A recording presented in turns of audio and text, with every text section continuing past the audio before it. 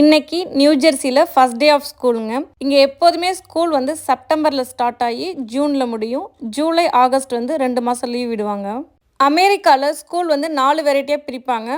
Pre kindergarten, elementary, middle school, high school. கிண்டர் கார்டன்லேருந்து high school வரைக்குமே இங்கே வந்து ஸ்கூலிங் ஃப்ரீ. கவர்மெண்ட் ஸ்கூலில் ப்ரீகேவும் ஃப்ரீயாக படிக்கணுன்னா முன்னாடியே அப்ளை பண்ணி லாட்டரியில் கிடைச்சா மட்டும்தான் படிக்க முடியும். இங்கே முக்கால்வாசி இந்தியன்ஸ் தான் இருப்பாங்களே. ஃபஸ்ட் டே ஸ்கூலுங்கிறதுனால எல்லாருமே சாமி கும்பிட்டு தாத்தா பாட்டிக்கெலாம் விஷஸ் வாங்கி அப்புறம் தான் கிளம்புனாங்க. அமெரிக்காவில் கவர்மெண்ட் ஸ்கூலில் படித்தாலே உங்களுக்கு பஸ்ஸு ஃப்ரீயாக வந்துடும், ஃபுட்டும் ஃப்ரீயாக கொடுப்பாங்க. எங்கள் கம்யூனிட்டியில் வந்து பிரேக்ஃபாஸ்ட் மட்டும் ஃப்ரீயாக கொடுப்பாங்க. எங்கள் ஃப்ரெண்டு இருக்கிற கம்யூனிட்டியில் வந்து பிரேக்ஃபாஸ்ட் அந்த லஞ்ச் ரெண்டுமே ஃப்ரீயாக கொடுப்பாங்க. ஆனால் இங்கே ஸ்கூலில் லஞ்ச் டைம் ரொம்ப ஏர்லியாக இருக்கும். பிரேக்ஃபாஸ்ட் ஃப்ரீயாக 9 o'clock கொடுப்பாங்க. லஞ்ச் வந்து 11 o'clock ஸ்டார்ட் பண்ணிவிடுவாங்க. பேரண்ட்ஸ் 2 பேருமே இங்கே ஒர்க்குக்கு போகிறோன்னா இங்கே ஆஃப்டர் கேர் பிஃபோர் கேரில் கூட குழந்தைங்கள போடலாம். அதை இன்னொரு வீடியோவில் சொல்கிறேங்க.